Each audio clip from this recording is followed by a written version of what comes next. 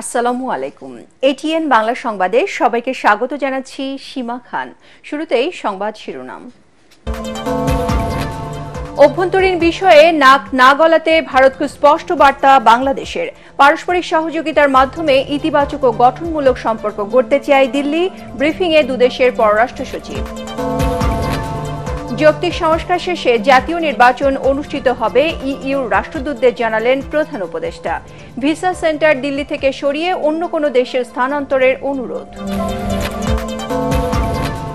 নির্বাচন কেন্দ্রিক সংস্কারে 17 দফা প্রস্তাবনা বিএনপির। আরপিও সংশোধন, ভোটার তালিকা হালনাগাদ এবং সংসদীয় এলাকার সীমানা পুনর্নির্ধারণের সুপারিশ। দুর্নীতি দমন কমিশন ও বিচার বিভাগ আওয়ামী লীগের দাসে পরিণত হয়েছিল, মন্তব্য আইন উপদেষ্টার। দুদককে আমলাতন্ত্র রাজনৈতিক প্রভাব মুক্ত করার পরামর্শ টিআইবির। এবং খোলা ও বোতলজাত সয়াবিন তেলের দাম লিটারে বাড়ল 8 টাকা, আজ থেকে কার্যকর। আলু ছাড়া অন্যান্য পণ্যের মূল্য স্থিতিশীল আছে, দাবি বাণিজ্য উপদেষ্টার। শুনছিলেন সংবাদ শিরোনাম। বাংলাদেশের অভ্যন্তরীণ বিষয়ে নাক না গলাতে ভারতকে স্পষ্ট বার্তা দেওয়া হয়েছে বলে জানিয়েছেন পররাষ্ট্র সচিব জসিম উদ্দিন। পররাষ্ট্র মন্ত্রণালয়ে ব্রিফিংয়ে তিনি বলেন, বাংলাদেশ নিয়ে ভারতের গণমাধ্যমে অপপ্রচার ও দিল্লিতে বসে শেখ হাসিনার উস্কানিমূলক বক্তব্য ঢাকা ভালোভাবে নিচ্ছে না বলেও তাকে জানানো হয়েছে। এ সময় সংখ্যালঘু নির্যাতন ও ধর্মীয় উপাসনালয়ে হামলার ঘটনায় উদ্বেগ থাকলেও ঢাকার সাথে পারস্পরিক সহযোগিতাপূর্ণ, ইতিবাচক এবং গঠনমূলক সম্পর্ক দিল্লি গড়তে চায় বলে জানান ভারতের পররাষ্ট্র সচিব বিক্রম মিশ্রি। ইমদাদুল্লাহ বাবুর রিপোর্ট। পররাষ্ট্র সচিব পর্যায়ের বৈঠকে অংশ নিতে একদিনের সংক্ষিপ্ত সফরে ঢাকায় আসেন ভারতের পররাষ্ট্র সচিব বিক্রম মিশ্রি। সোমবার রাষ্ট্রীয় অতিথি ভবন পদ্মায় পররাষ্ট্র সচিব জসিম উদ্দিনের সাথে 9 সদস্যের একটি প্রতিনিধি দল নিয়ে বৈঠকে মিলিত হন তিনি। প্রায় 2.5 ঘণ্টা চলে দুই দেশের পররাষ্ট্র সচিবদের বৈঠক,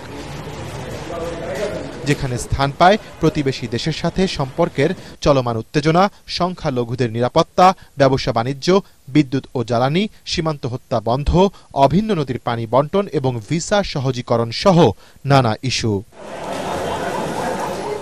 পরে পররাষ্ট্র উপদেষ্টা তৌহিদ হোসেনের সাথে সৌজন্য সাক্ষাৎ করেন Vikram Misri.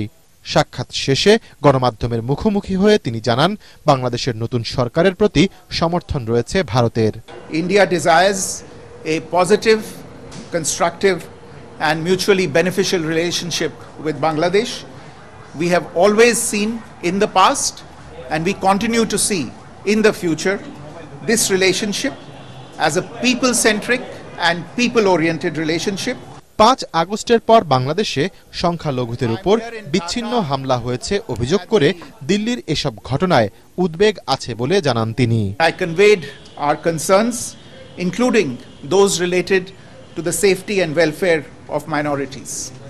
We also discussed some regrettable incidents of attacks on cultural, religious and diplomatic properties. We expect overall a constructive approach on all these issues by the Bangladesh authorities. পরে আনুষ্ঠানিক ব্রিফিংয়ে বাংলাদেশের পররাষ্ট্র সচিব বলেন, দেশের সব নাগরিকের নিরাপত্তা নিশ্চিতে সরকার অঙ্গীকারাবদ্ধ বলে বিক্রম মিশ্রিকে জানানো হয়েছে।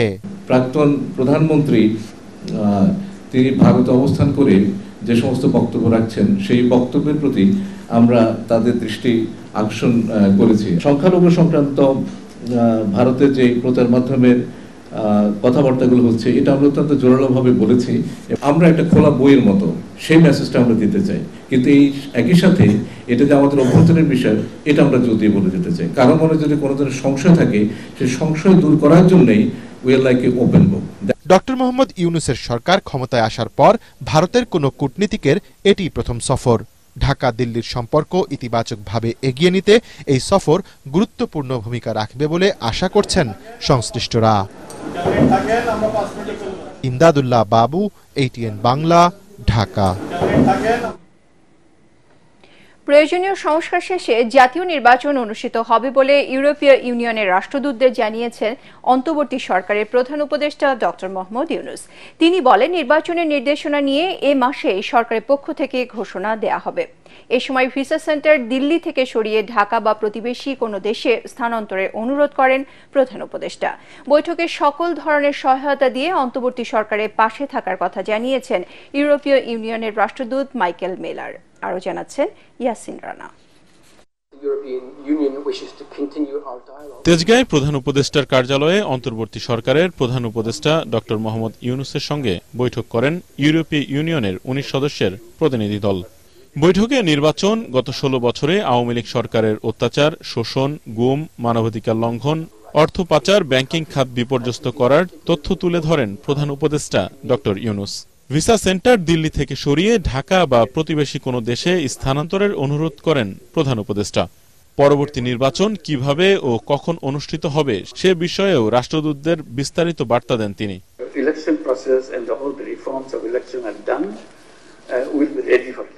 রাষ্ট্র সংস্কারের কাজ সম্পন্ন করার পর আমরা দ্রুতই নির্বাচন আয়োজন করব। কিভাবে কোন পদ্ধতিতে নির্বাচন অনুষ্ঠিত হবে তার নির্দেশনা নিয়ে চলতি মাসেই ঘোষণা দেয়া হবে। দেশের বেশিরভাগ জনগণ চায় সংস্কারের পর নির্বাচন আয়োজন হোক।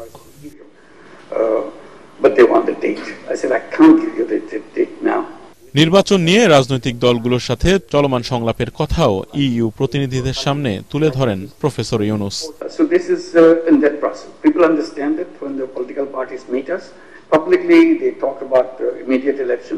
নির্বাচন সহ রাষ্ট্র সংস্কারের সকল ইস্যুতে দেশের সব রাজনৈতিক দলগুলোর সাথে আমরা আলোচনা করছি।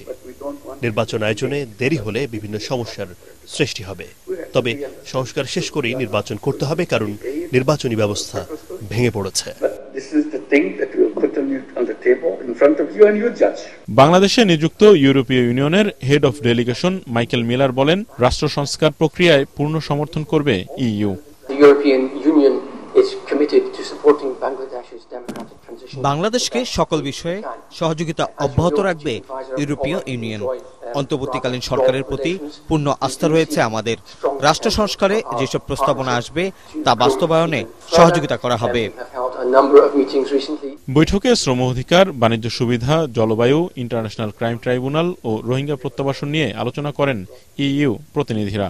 ইইউ সব সদস্য রাষ্ট্রের রাষ্ট্রদূতদের নিয়ে সরকার প্রধানের এমন আলোচনার উদ্যোগ এবারই প্রথম। ইয়াসিন রানা, এটিএন বাংলা, ঢাকা। ভারতে বসে সাবেক প্রধানমন্ত্রী শেখ হাসিনা অপপ্রচার চালাচ্ছে বলে উদ্বেগ প্রকাশ করেছেন প্রধান উপদেষ্টা ডক্টর মোহাম্মদ ইউনূস। ভারতের পররাষ্ট্র সচিব বিক্রম মিশ্রির সাথে প্রধান উপদেষ্টা বৈঠকের পর ব্রিফিংয়ে একথা জানান পরিবেশ উপদেষ্টা সৈয়দা রিজওয়ানা হাসান। তিনি বলেন, বৈঠকে অবাধ ও সুষ্ঠু নির্বাচনের মাধ্যমে গণতন্ত্রের অগ্রযাত্রার বিষয়ে অন্তর্বর্তী সরকার প্রতিজ্ঞাবদ্ধ বলেও ভারতকে জানানো হয়। এ সময় দুদেশের সম্পর্কে যে মেঘ জমেছে তা দূর করতে ভারত আগ্রহী বলে জানান ভারতের পররাষ্ট্র সচিব। এ সময় ভিসা সমস্যা সমাধানের প্রতিশ্রুতি দেন তিনি। কথা জানিয়েছি, বিভিন্ন রিফর্ম কমিশন ক্ষমতাচ্যুত প্রধানমন্ত্রী যিনি ওখানে আশ্রয় নিয়েছেন, তিনি সেখান থেকে কথাবার্তা বলছেন এবং বিভিন্ন কথাবার্তা বলার মাধ্যমে এক ধরনের উত্তেজনা তৈরি করার চেষ্টা করা হচ্ছে, সেটার ব্যাপারে উদ্বেগ খুব স্পষ্ট করে আমাদের পক্ষ থেকে তাদেরকে জানিয়ে দেওয়া হয়েছে। নির্বাচনের প্রশ্নে আমরা স্পষ্ট অবস্থান বলেছি যে আমাদের নির্বাচন অবশ্যই ফ্রি হবে, আমাদের নির্বাচন অবশ্যই ফেয়ার হবে এবং একটা গণতান্ত্রিক দেশের দিকে যাত্রা শুরু করার জন্য বর্তমান সরকার বদ্ধপরিকর। এই বিষয়ে সকলেই আমাদের পাশে থাকবেন, আমাদেরকে সহায়তা করবেন এবং একসাথে কাজ করে যাবেন বলে তাদের প্রতিশ্রুতি ব্যক্ত করেছে। বর্তমান পরিস্থিতিতে সবচেয়ে অত্যাবশ্যকীয় নির্বাচন কেন্দ্রিক সংস্কারের 17 দফা প্রস্তাবনা দিয়েছে বিএনপি। গুলশান কার্যালয়ে সংবাদ সম্মেলনে দলের সংস্কার প্রস্তাবনা কমিটির প্রধান মঈন খান জানান, নির্বাচন কমিশন যাতে একটি সুষ্ঠু নিরপেক্ষ নির্বাচন আয়োজন করতে পারে সেজন্য আরপিও সংশোধন, নির্বাচন কমিশন নীতিমালা সংশোধন, এনআইডি অনুযায়ী ভোটার তালিকা হালনাগাদ এবং সংসদীয় এলাকার সীমানা পুনর্নির্ধারণ সহ বিভিন্ন বিধিমালা সংস্কারের সুপারিশ করা হয়েছে। বিস্তারিত কামরুজ্জামান রাজীবের রিপোর্টে। দলীয় চেয়ারপারসনের গুলশান কার্যালয়ে বিএনপির পক্ষ থেকে নির্বাচন কেন্দ্রিক সংস্কার প্রস্তাব তুলে ধরতে সংবাদ সম্মেলন করে দলটির নির্বাচনী সংস্কার কমিটি। কমিটির প্রধান ও স্থায়ী কমিটির সদস্য মঈন খান 17 দফা প্রস্তাবনার মূল বিষয়গুলো তুলে ধরেন। তিনি অভিযোগ করেন, স্বৈরাচারী সরকার নিজেদের স্বার্থ হাসিলের জন্য নির্বাচন কমিশন ও প্রশাসনকে যথেচ্ছা ব্যবহার করেছে। আওয়ামী লীগ সরকার নিজেদের সুবিধা মতো নির্বাচনী এলাকার সীমানা নির্ধারণ করেছে। এসব পরিবর্তনে আরপিও সংশোধন সহ বেশ কিছু সুপারিশ করা হয়েছে বিএনপির সংস্কার প্রস্তাবে। প্রশাসনের মাধ্যমে নির্বাচনকে কুক্ষিগত করতে পারে সেইটা সামনে রেখে তারা কিন্তু অনেক কিছু পরিবর্তন করেছে। আজকে আমাদের বক্তব্য কিন্তু স্পষ্ট, সরকারি কর্মকর্তা কর্মচারীদের তারা যে রাজনৈতিক ভূমিকা পালন যাতে না করতে পারে, একটা সুষ্ঠু নিরপেক্ষ নির্বাচন হতে হবে। বাংলাদেশের ভোটার তারা যাকে ভোট দেবে, যারা মেজরিটি হবে তারা জনগণের প্রতিনিধি হিসেবে সরকার গঠন করবে। এখানে আমি ম্যানিপুলেট করতে যাবো কেন? সেটাই করা হয়েছিল বিগত স্বৈরাচারী সরকারের সময়। আমরা সেগুলো সংশোধন চেয়েছি। সংস্কার কমিটির অপর দুই সদস্য সালাউদ্দিন আহমেদ ও নজরুল ইসলাম খান সাংবাদিকদের প্রশ্নের জবাবে জানান, সদিচ্ছা থাকলে সবকিছু গুছিয়ে জাতীয় নির্বাচন আয়োজনে অন্তর্বর্তী সরকারের বেশি সময় লাগার কথা না। এখন আপনি এই সংস্কার প্রস্তাবে যদি আপনি এমন নতুন কিছু নিয়ে আসেন যেগুলো মানুষের বুঝে উঠতে সময় লাগবে বা বোঝাইতে সময় লাগবে, তাহলে ভিন্ন কথা। আমরা যেসব প্রস্তাব দিয়েছি সেগুলোর প্রস্তাব মেনে নির্বাচন অনুষ্ঠানে খুব বেশি বিলম্ব হবে। রোগ হচ্ছে কেয়ারটেকার সরকার না থাকাটা। কেয়ারটেকার সরকার পুনর্বহাল হলে এই সমস্ত উপসর্গ আর থাকবে না। ফেয়ার ডিলিমিটেশন, সাংবিধানিক সাপোর্ট, লিগ্যাল সাপোর্ট এবং ডিলিমিটেশন প্রপার আর কেয়ারটেকার ইন প্লেস, এগুলো যদি হয় সুষ্ঠু নির্বাচন হতে বাধ্য। অতীতে নানা অপকর্মের সাথে জড়িতদের নির্বাচনী প্রক্রিয়ার বাইরে রাখার সুপারিশ করা হয় বিএনপির প্রস্তাবনায়। কামরুজ্জামান রাজীব, এটিএন বাংলা, ঢাকা। ভারতের আগরতলায় বাংলাদেশের সহকারী হাইকমিশনে হামলা ও মিথ্যা প্রচারণার মাধ্যমে সাম্প্রদায়িক অস্থিরতা তৈরির অপচেষ্টার প্রতিবাদে আগামী বুধবার ঢাকা আখাউড়া যৌথ লং মার্চের ঘোষণা দিয়েছে ছাত্রদল, যুবদল ও স্বেচ্ছাসেবক দল। নয়াপল্টনে দলের কেন্দ্রীয় কার্যালয়ে যৌথ সংবাদ সম্মেলনে কর্মসূচি ঘোষণা করেন যুবদল সভাপতি এম মোনায়েম মুন্না। এ সময় তিনি অভিযোগ করেন, ভারতীয় গণমাধ্যমে অব্যাহতভাবে অপপ্রচারের মাধ্যমে বাংলাদেশের সাম্প্রদায়িক সম্প্রীতি বিনষ্টের চেষ্টা চালানো হচ্ছে। তার দাবি, গণহত্যাকারী শেখ হাসিনা ও তার দোসরদের আশ্রয় দিয়ে ভারত ভিত্তিহীন সংখ্যালঘু নির্যাতনের প্রচারণা চালিয়ে বাংলাদেশের মানুষের বিপক্ষে অবস্থান নিয়েছে। ভারতের মাটি ব্যবহার করে বাংলাদেশ সরকারকে বিব্রত করার চেষ্টা সফল হতে দেওয়া হবে না বলেও হুঁশিয়ার করেন যুবদল সভাপতি। শেখ হাসিনার পতনের পর ভারত কাল্পনিক এবং ভিত্তিহীন সংখ্যালঘু নির্যাতন এর প্রপাগান্ডা ছড়িয়ে বাংলাদেশের জনগণের বিরুদ্ধে স্পষ্টতই অবস্থান নিয়েছে। শেখ হাসিনাকে ভারতের মাটি ব্যবহার করে বাংলাদেশের ছাত্র জনতার সরকারকে বিব্রত করার সুযোগ দিয়েছে। ভারতের কোনো নৈতিক অধিকার নাই বাংলাদেশের অভ্যন্তরীণ বিষয় মন্তব্য করার। ভারতীয় আগ্রাসনের বিরুদ্ধে আমরা জনগণকে ঐক্যবদ্ধ করে আমরা ঢাকা থেকে আগরতলার অভিমুখে আখাউড়া পর্যন্ত আমরা লং মার্চের ঘোষণা দিচ্ছি। বৈষম্য বিরোধী আন্দোলনে অংশগ্রহণকারীদের কেউ কেউ বৈষম্য টিকিয়ে রাখার পক্ষে যুক্তি দেখালেও তা ভবিষ্যতে ভালো ফলাফল বয়ে আনবে না বলে জানিয়েছেন সিপিডির সম্মানীয় ফেলো ডক্টর দেবপ্রিয় ভট্টাচার্য। অন্যদিকে যারা এখন সংস্কারের বিপক্ষে তাদের প্রতিহত করার আহ্বান জানান টিআইবির নির্বাহী পরিচালক ডক্টর ইফতেখারুজ্জামান। তিনি বলেন, সংস্কারের সুযোগ বারবার আসবে না, তাই এখনই সেই সুযোগকে কাজে লাগাতে হবে। রাজধানীতে দুদিনব্যাপী নাগরিক সংলাপের সমাপনী অনুষ্ঠানে এসব কথা বলেন তারা। বিস্তারিত মিজান শাহজাহানের রিপোর্টে। চীন মৈত্রী সম্মেলন কেন্দ্রে এই সংলাপের আয়োজন করে এসডিজি বাস্তবায়নে নাগরিক প্ল্যাটফর্ম বাংলাদেশ। এ সময় সিপিডির সম্মানীয় ফেলো ডক্টর মোস্তাফিজুর রহমান বলেন, হাল ছেড়ে দিলে চলবে না, সংস্কারের এমন সুযোগ বারবার আসবে না। একটা পরিবর্তন তো বড় হয়েছে 5ই আগস্ট, এবং একটা সুযোগ কিন্তু সৃষ্টি হয়েছে, একটা সুযোগের জানালা সৃষ্টি হয়েছে। সংলাপের সঞ্চালক শ্বেতপত্র প্রণয়ন কমিটির প্রধান ডক্টর দেবপ্রিয় ভট্টাচার্য বলেন, যুক্তি দিয়ে বৈষম্য টিকিয়ে রাখার পরিণাম কখনোই ভালো ফলাফল বয়ে আনবে না। বৈষম্য বিরোধী চেতনার পক্ষের শক্তিদের ভিতরে কেউ না কেউ আমরা লক্ষ্য করছি যারা বিভিন্ন ধরনের বৈষম্যকে টিকিয়ে রাখার পক্ষে বিভিন্ন রকমের যুক্তিতর্ক দিচ্ছে। বৈষম্য বিরোধী চেতনার মূল যে তাৎপর্য তাকে কিন্তু তারা ক্ষুণ্ণ করছে, যারা বাধ্যত অনেক সময় বৈষম্য বিরোধীর কথা বলেই কিন্তু আজকে এই পরিবর্তনের অংশ হিসেবেই আছে।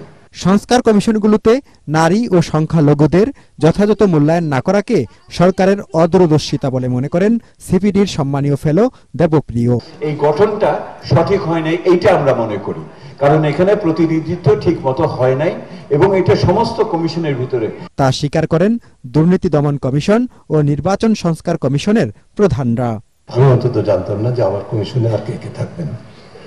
যে সিদ্ধান্ত এই কমিশন গঠনের সাথে এবং এখতিয়ারটাও শুধুমাত্র একটা বাক্যে বলা হয়েছে, দুর্নীতি দমন কমিশনকে স্বাধীন নিরপেক্ষ কার্যকর করার জন্য কি করণীয় সেই সুপারিশ পালন করে, এর বাইরে আর কিছু আমরা জানি না।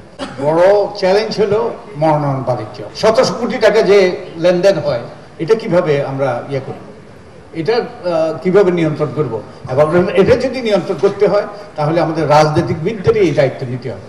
রাষ্ট্রবিজ্ঞানী অধ্যাপক ডক্টর রৌনক জাহানের সভাপতিত্বে সংলাপে বক্তারা বলেন, সরকার, আমলা ও রাজনীতিবিদদের মানসিকতার বদল না ঘটলে কোনো সংস্কারই আলোর মুখ দেখবে না। মিজান শাহজাহান, এটিএন বাংলা, ঢাকা। সমাজে সুবিধাবঞ্চিত, নির্যাতিত ও অসহায় নারীদের অবস্থার উন্নয়নে কাজ করে বেগম রোকেয়ার স্বপ্ন বাস্তবায়নে ভূমিকা রাখতে নারীদের প্রতি আহ্বান জানিয়েছেন প্রধান উপদেষ্টা ডক্টর মোহাম্মদ ইউনূস। বেগম রোকেয়া দিবস উপলক্ষে রাজধানী ওসমানী স্মৃতি মিলনায়তনে পদক প্রদান অনুষ্ঠানে তিনি একথা বলেন। এ সময় প্রধান উপদেষ্টা বলেন, স্বপ্ন দেখলে একদিন তা বাস্তবে পরিণত হবেই। বেগম রোকেয়া দূরদৃষ্টি সম্পন্ন স্বপ্ন দেখেছেন বলেই অনেক কিছুই এখন বাস্তবায়ন হচ্ছে। তিনি আরও বলেন, বেগম রোকেয়ার কল্পনা শক্তি ছিল প্রখর। যারা রোকেয়া পদক পেয়েছেন তাদের স্বপ্নগুলো তরুণ প্রজন্মের মাঝে ছড়িয়ে দেওয়ার আহ্বান জানান প্রধান উপদেষ্টা। এবছর ২১ জনকে বেগম রোকেয়া পদক প্রদান করেন ডক্টর মোহাম্মদ ইউনূস।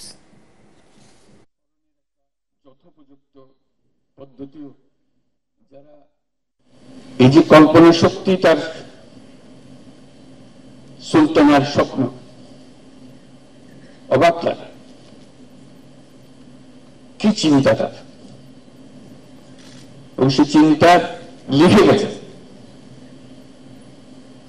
মনকে আরেক দুনিয়াতে নিয়ে গেছে। কল্পনার শক্তিটা আসে এই জন্য, কল্পনা ছাড়া বাস্তব সম্ভব না। যদি কল্পনা করি একদিন সেটা বাস্তব হবে, যদি কল্পনা না করি বাস্তব হওয়ার কোনো সম্ভাবনা নাই। অথচ এই কল্পনা শক্তি আমার আয়ত্তের ভেতরে, যেটা সুলতানার স্বপ্ন, সুলতানার কল্পনা। চাঁদে যাওয়ার কল্পনা করেছি, মানুষ একদিন চাঁদে গিয়েছে। দুদক ও বিচার বিভাগ আওয়ামী লীগের দাসে পরিণত হয়েছিল বলে মন্তব্য করেছেন আইন উপদেষ্টা ডক্টর আসিফ নজরুল।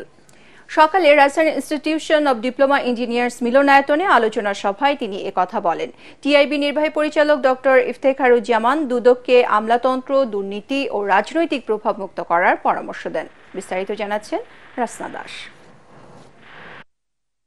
আন্তর্জাতিক দুর্নীতি বিরোধী দিবস উপলক্ষে ট্রান্সপারেন্সি ইন্টারন্যাশনাল বাংলাদেশ টিআইবি আয়োজিত আলোচনা সভায় অংশ নেন আইন উপদেষ্টা ডক্টর আসিফ নজরুল। এ সময় তিনি বলেন, ফ্যাসিস্ট আওয়ামী লীগ সরকারের সময় দুদক ও উচ্চ আদালতের মতো প্রতিষ্ঠান থাকা সত্ত্বেও দেশের মানুষ ন্যায় বিচার পায়নি। এমনকি প্রক্রিয়াগত ভুলের কারণে ৩ বারের সাবেক প্রধানমন্ত্রী বেগম খালেদা জিয়াকেও ১০ বছরের জেল দিয়েছিল আদালত। দুদক তো ছিল, উচ্চ আদালত ছিল, কোনো বিচার হয়েছে? কিচ্ছু হয় নাই। বিচার কার হতো? খালেদা জিয়ার বিচার। ৩ কোটি টাকা একটা জায়গায় রেখেছে প্রক্রিয়াগত ভুলের জন্য, একটা টাকা সেখান থেকে কেউ আত্মসাৎ করে নাই। সেই জন্য ৩ বারের সাবেক প্রধানমন্ত্রীকে 10 বছরে জেলে দিয়ে দিয়েছে এই দেশের দুদক বিচার বিভাগ মিলে। সেই চোর প্রধানমন্ত্রী, যার পুরা পরিবার ছিল চোর, সে সারা দেশে বলে বেড়াতো এতিমের টাকা নাকি খালেদা জিয়া আত্মসাৎ করেছে। এই চোরের মুখের সামনে কেউ কোনো কথা বলতে পারতো না।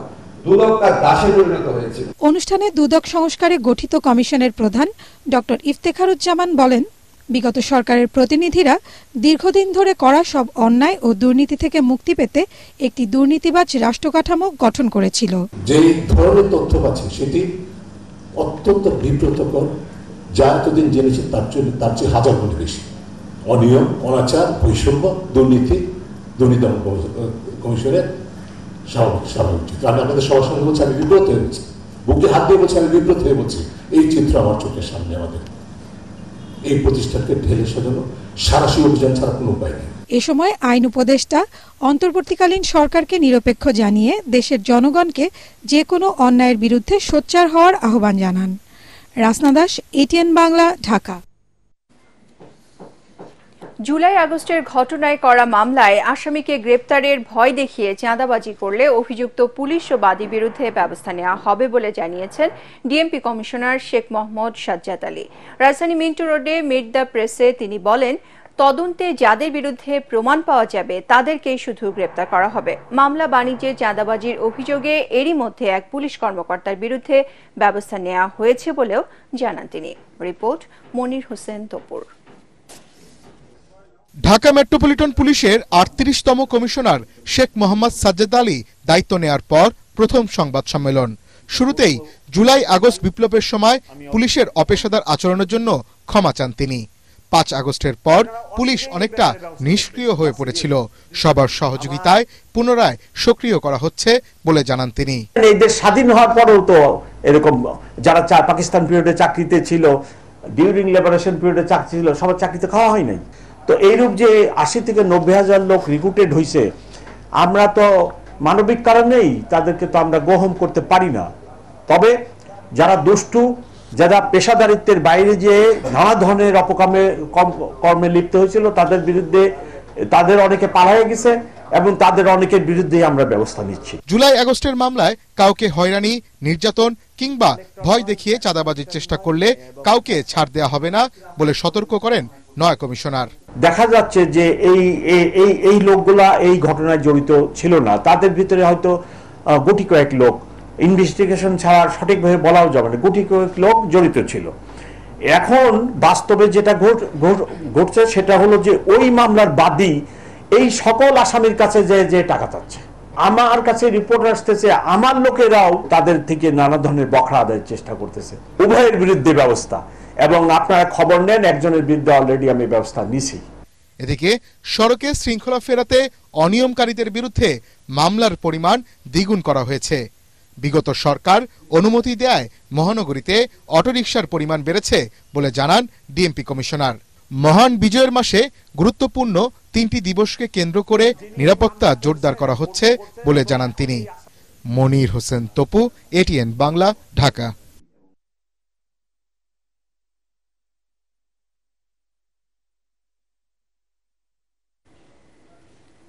বোতলজাত সয়াবিন তেলের দাম লিটারে ৮ টাকা বাড়িয়ে ১৭৫ টাকা নির্ধারণ করেছে বাণিজ্য মন্ত্রণালয়। আর খোলা সয়াবিন তেল ১৪৯ থেকে বাড়িয়ে ১৫৭ টাকা করা হয়েছে। এছাড়া পাম অয়েলের দাম নির্ধারণ করা হয়েছে ১৫৭ টাকা। বিকেলে বাণিজ্য মন্ত্রণালয় আয়োজিত সংবাদ সম্মেলনে বাণিজ্য উপদেষ্টা শেখ বশির উদ্দিন তেলের নতুন দাম নির্ধারণের বিষয়টি জানান। উপদেষ্টা বলেন, আন্তর্জাতিক বাজারে ২০% বেশি দাম বেড়ে যাওয়ায় যৌক্তিক কারণেই তেলের দাম বাড়ানো হয়েছে। এছাড়া তেল এবং আলুর দাম ছাড়া অন্যান্য পণ্যের দাম স্থিতিশীল আছে বলেও দাবি করেন বাণিজ্য উপদেষ্টা। এদিকে এডিবল অয়েল অ্যাসোসিয়েশনের সভাপতি বলেন, বাণিজ্য মন্ত্রণালয়ের সাথে আলোচনা করে এই তেলের দাম বৃদ্ধির সিদ্ধান্ত নেওয়া হয়েছে। জনগণের জীবনযাত্রায় স্বস্তি দিতে নিত্য প্রয়োজনীয় পণ্যে ব্যাপকভাবে কর ছাড় দিচ্ছে জাতীয় রাজস্ব বোর্ড এনবিআর। এতে রাজস্ব আদায় কমলেও বাজার পরিস্থিতি সহনীয় হলে ব্যবসায়ীদের সাথে আলোচনা সাপেক্ষে আবার ভ্যাট বাড়ানো হবে বলে জানান প্রতিষ্ঠানটির চেয়ারম্যান আব্দুর রহমান খান। বিশ্ব ভ্যাট দিবস ও ভ্যাট সপ্তাহ উপলক্ষে আয়োজিত সংবাদ সম্মেলনে এসব কথা বলেন এনবিআর চেয়ারম্যান। এ সময় ব্যবসায়ীদের আস্থায় এনে কাজ করার কথাও জানান এনবিআর চেয়ারম্যান। জনগণকে স্বস্তি দেওয়ার জন্য জনস্বার্থে ইম্পোর্ট ডিউটি, সাপ্লিমেন্টারি ডিউটি, অগ্রিম কর, অগ্রিম আয়কর এবং ভিএটি ক্ষেত্রে আমরা ব্যাপক হারে ছাড় দিয়েছি। বিশেষ করে দ্রব্যমূল্য যাতে আমাদের জনসাধারণের ক্রয়সীমার মধ্যে থাকে, এর ফলে আমাদের আদায়ের পরিমাণ বেশ নেগেটিভ। এখান থেকে আমাদের উত্তরণ করতে হবে। যদিও আমরা জনস্বার্থে এই কাজগুলো করেছি, অল্প সময়ের জন্য আমরা আশা করি যে পরিস্থিতির উন্নতি হবে এবং উন্নতি হলে আবার আমরা আমাদের রেগুলার যে ভ্যাট রিজিম সেখানে ফেরত আসব। ভারতের সঙ্গে ন্যায্যতার সম্পর্ক প্রতিষ্ঠায় অন্তর্বর্তী সরকার সাহসী ভূমিকা রাখছে বলে মন্তব্য করেছেন নাগরিক ঐক্যের সভাপতি মাহমুদুর রহমান মান্না। তিনি বলেন, হাসিনা পালিয়ে যাওয়ার পর থেকে প্রতিবেশী দেশটির সঙ্গে চোখে চোখ রেখে কথা বলছে সরকার। জাতীয় প্রেসক্লাবের রাষ্ট্রভাবনা ও কাঙ্ক্ষিত বাংলাদেশের আলোচনায় বিএনপির vice chairman doctor Asaduzzaman Ripon বলেন, 5 আগস্টের পর থেকে আর নিজেদের এজেন্ডা বাস্তবায়ন না হওয়ায় বাংলাদেশকে অস্থির করতে সব রকম চেষ্টা চালাচ্ছে ভারত, কিন্তু জনগণ ঐক্যবদ্ধ থাকায় তারা বারবার ব্যর্থ হচ্ছে বলেও মনে করেন বিএনপির এ নেতা। ডক্টর ইউনূস যখন ক্ষমতায় আসছে তখন সবাই মনে করেছে ওই শেখ হাসিনার মতো তু করে ডাকবে, ওইটা ডক্টর ইউনূসের সঙ্গে হবে এবং করতেও পারে নাই। একদম সরাসরি চোখে চোখ রেখে এই সরকার কথা বলতে পেরেছে, তার জন্য আমি ধন্যবাদ দিই এবং মনে করি স্পিরিট জাগিয়ে রাখে। চতুর্দিকে আবার প্রতিবেশী, আবার সীমানা আছে, কি করব, রাখতে হবে সম্পর্ক, ওই সম্পর্ক রাখছি। প্রতিদিন সোনার ডিম পেত, সে সোনার ডিম পাড়া বন্ধ হয়ে গেছে, এটা তো সহ্য করতে পারছে না। ফলে প্রতিনিয়ত বাংলাদেশকে অস্থিতিশীল করার জন্য তাদের একটা চক্রান্ত। পোশাক নয়, আইন শৃঙ্খলা বাহিনীর মন মানসিকতার পরিবর্তন করতে হবে বলে মন্তব্য করেছেন স্বরাষ্ট্র উপদেষ্টা মোহাম্মদ জাহাঙ্গীর আলম চৌধুরী। সিভিল ড্রেসে কাউকে গ্রেপ্তার করা যাবে না বলেও জানান তিনি। নিরপরাধ কেউ যেন শাস্তি না পায় সে বিষয়ে তিনি সবাইকে সতর্ক থাকার আহ্বান জানান। ভুয়া মামলাকারীদের কোনো রকম ছাড় নয় উল্লেখ করে তাদের আইনের আওতায় আনার আহ্বান জানান স্বরাষ্ট্র উপদেষ্টা। খুলনায় আইন শৃঙ্খলা রক্ষাকারী বাহিনীর সদস্যদের সাথে মতবিনিময়কালে তিনি এসব কথা বলেন। পুলিশের মহাপরিদর্শক বাহারুল আলম ও র্যাবের মহাপরিচালক শহীদুর রহমান সহ অন্যান্যরা সভায় উপস্থিত ছিলেন। সিভিল ড্রেসে কাউকে অ্যারেস্ট করা চলবে না। ডিবি হোক, যে হোক, তার জ্যাকেট পরতে হবে, তার আইডেন্টি শো করতে হবে। আমরা আইজি মহোদয়কে আমরা ইনস্ট্রাকশন দিছি, ভুয়া মামলাকারীদের আমরা কোনো অবস্থায় ছাড় দিব না। সব ভুয়া মামলাকারীদের আমরা আইনের আওতায় আনব। এবারে আল-আরাফ ইসলামী ব্যাংক অর্থ সংবাদ।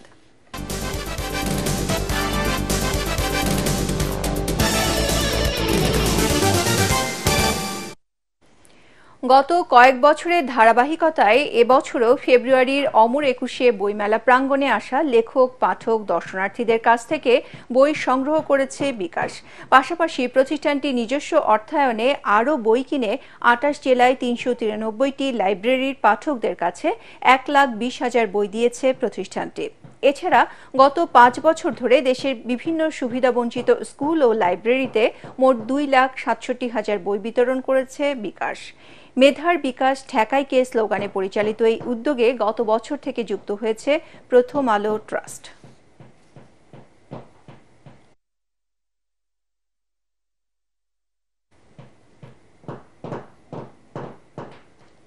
এবারে সন্ধানী লাইফ ইন্স্যুরেন্স আন্তর্জাতিক সংবাদ।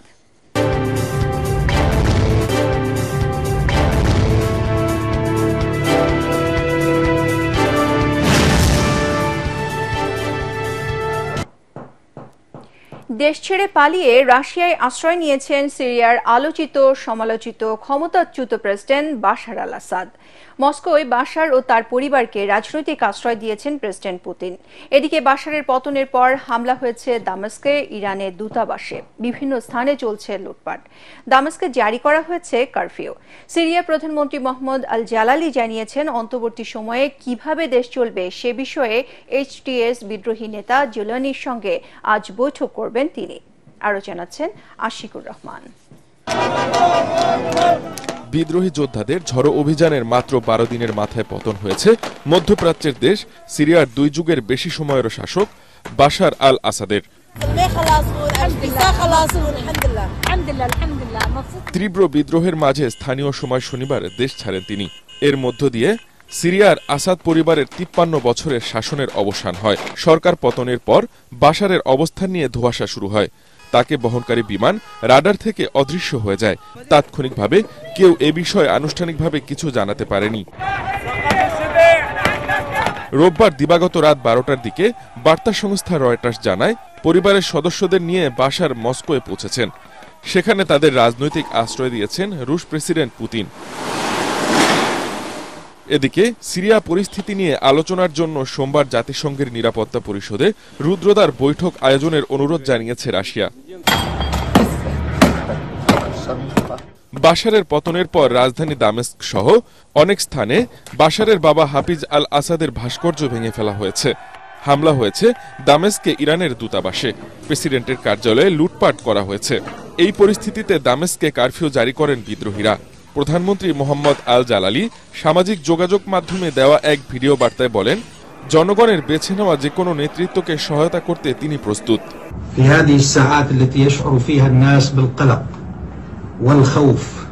رغم أنهم جميعا حريصون على هذا البلد وعلى مؤسساته ومرافقه 1971 থেকে 2000 সাল পর্যন্ত সিরিয়ায় ক্ষমতায় ছিলেন বাশারের বাবা হাফিজ আল আসাদ।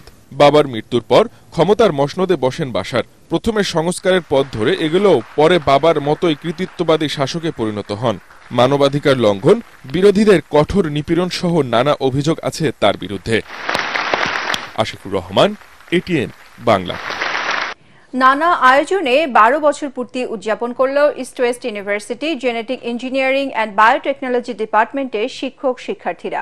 এ উপলক্ষে biotechnology in sustainable development of বাংলাদেশের পোস্টার উপস্থাপন করা হয়। এ সময় উপস্থিত ছিলেন ইস্ট ওয়েস্ট ইউনিভার্সিটির প্রধান উপদেষ্টা ও প্রতিষ্ঠাতা উপাচার্য professor doctor Mohammad Farasuddin, Maulana Bhashani science and technology ইউনিভার্সিটির vice chancellor doctor Mohammad Anwarul Azim Akanda, east west ইউনিভার্সিটির উপাচার্য প্রফেসর শামস রহমান। অনুষ্ঠানটির মিডিয়া পার্টনার এটিএন বাংলার।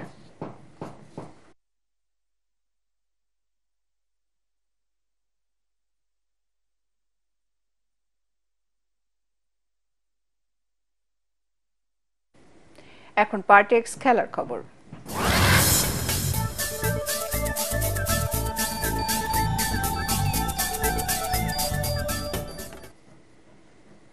সিলেটে তৃতীয় টি-20তে বাংলাদেশকে 4 উইকেটে হারিয়ে হোয়াইট ওয়াশ করেছে আয়ারল্যান্ড নারী ক্রিকেট দল। সিলেট স্টেডিয়ামে টস সেরে ব্যাটিংয়ে নেমে 33 রানে প্রথম উইকেট হারায় স্বাগতিকরা। দ্বিতীয় উইকেটে 71 রানের জুটি গড়ে বড় সংগ্রহের ভিত পায় টাইগ্রেসরা, কিন্তু পরবর্তী ব্যাটাররা তা কাজে লাগাতে পারেননি। তাতে 7 উইকেটে 123 রান তোলে জ্যোতির দল। 45 রান করেন সোবহানা মুস্তারি। জবাবে শেষ ওভার পর্যন্ত লড়াই চালিয়ে যায় বাংলাদেশ।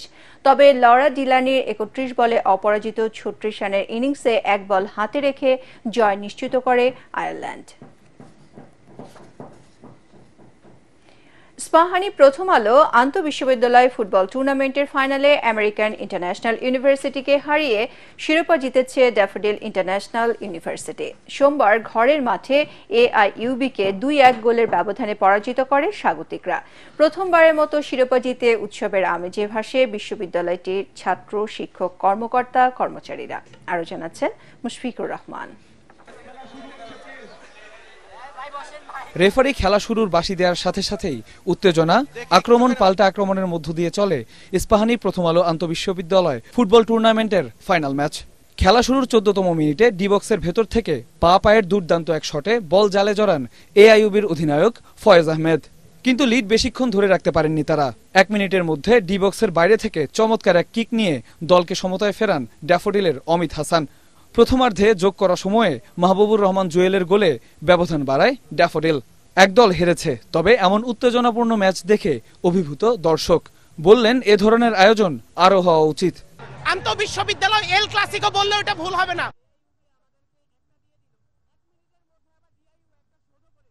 আমার একদম গলা ফেটে গেছে, দেখতে পাচ্ছেন কি লেভেলের আমরা এক্সাইটেড।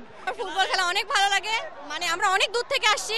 হ্যাঁ, ইচ্ছে ছিল ট্রফি নিয়ে যাব, এখন লাস্ট পর্যায়ে দেখা যাক কি হয়। সবার উদ্দেশ্যে একটা কথাই বলবো, ডেফোডিলে আসবেন, ঘুরবেন, চিল করবেন, খেলাধুলা করবেন, কাপ নিয়ে যেতে পারবেন না, কাপ আমাদেরই থাকবে। আয়োজকরা জানান দেশের ফুটবলকে এগিয়ে নিতে এ ধরনের কার্যক্রম চালিয়ে যাবেন তারা। মূল বিষয় হচ্ছে ফুটবলটাকে জনপ্রিয় করে তোলা, ভালো ভালো খেলোয়াড় তুলে আনা।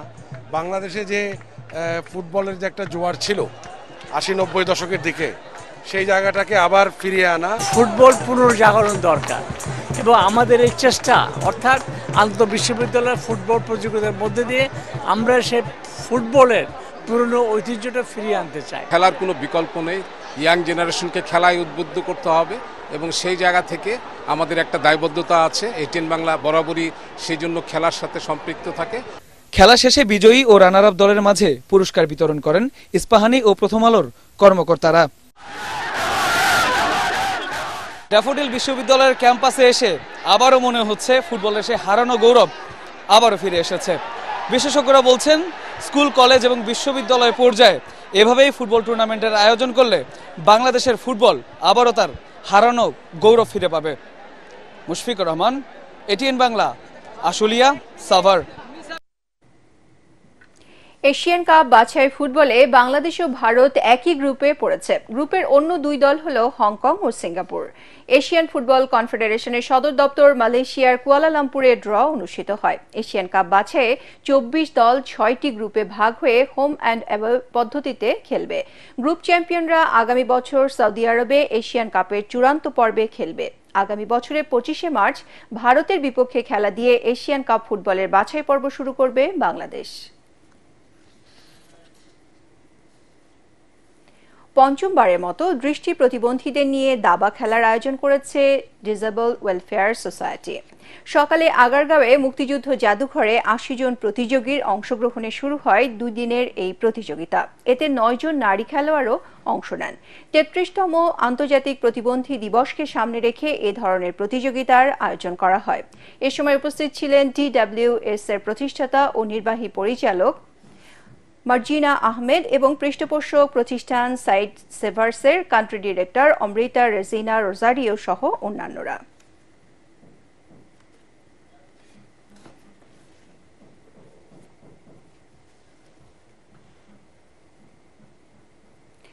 সংবাদ শেষ করব ক্রিসমাস বা বড়দিন উদযাপনের একটি খবর দিয়ে। ক্রিসমাস আসতে এখনো 2 সপ্তাহেরও বেশি বাকি। এরই মধ্যে বিশ্বের নানা প্রান্তে শুরু হয়ে গেছে বড়দিন উদযাপনের আয়োজন। ইউরোপের কসোভোর ক্রিসমাস মার্কেটে প্রতি বছরের মতো এবারও বড়দিনের উৎসবকে ঘিরে ঢল নেমেছে পর্যটকদের। মাসব্যাপী চলা এই আয়োজনের প্রথম দিনেই দেখা মিলেছে 20,000-এর বেশি দর্শনার্থীর।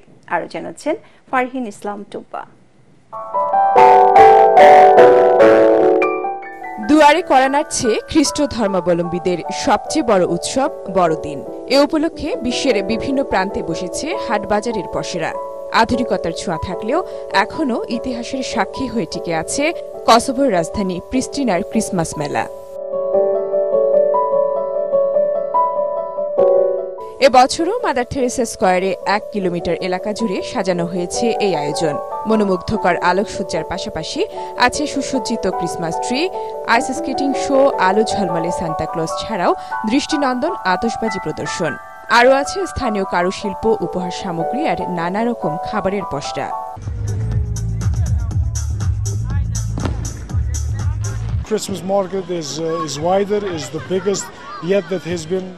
এখানে বড় থেকে শুরু করে শিশুদের জন্য বিনোদনের ব্যবস্থা রয়েছে, আর এর পরিবেশ সত্যিই অসাধারণ। Children's variety of performers, artists across all our.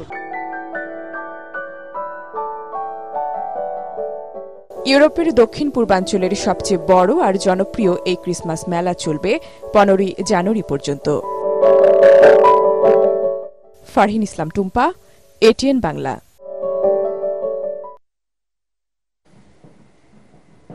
সংবাদ শেষ করার আগে শিরোনামগুলো আরও একবার। অভ্যন্তরীণ বিষয়ে নাক না গলাতে ভারতকে স্পষ্ট বার্তা বাংলাদেশের। পারস্পরিক সহযোগিতার মাধ্যমে ইতিবাচক ও গঠনমূলক সম্পর্ক গড়তে চায় দিল্লি, ব্রিফিংয়ে দুদেশের পররাষ্ট্র সচিব। যৌক্তিক সংস্কার শেষে জাতীয় নির্বাচন অনুষ্ঠিত হবে, ইইউর রাষ্ট্রদূতদের জানালেন প্রধান উপদেষ্টা। ভিসা সেন্টার দিল্লি থেকে সরিয়ে অন্য কোনো দেশে স্থানান্তরের অনুরোধ। নির্বাচন কেন্দ্রিক সংস্কারে 17 দফা প্রস্তাবনা বিএনপির। আরপিও সংশোধন, ভোটার তালিকা হালনাগাদ এবং সংসদীয় এলাকার সীমানা পুনর্নির্ধারণের সুপারিশ। দুর্নীতি দমন কমিশন ও বিচার বিভাগ আওয়ামী লীগের দাসে পরিণত হয়েছিল, মন্তব্য আইন উপদেষ্টার। দুদককে আমলাতন্ত্র রাজনৈতিক প্রভাব মুক্ত করার পরামর্শ টিআইবির। এবং খোলা ও বোতলজাত সয়াবিন তেলের দাম লিটারে বাড়ল 8 টাকা। আজ থেকে কার্যকর। আলু ছাড়া অন্যান্য পণ্যের মূল্য স্থিতিশীল আছে দাবি বাণিজ্য উপদেষ্টার।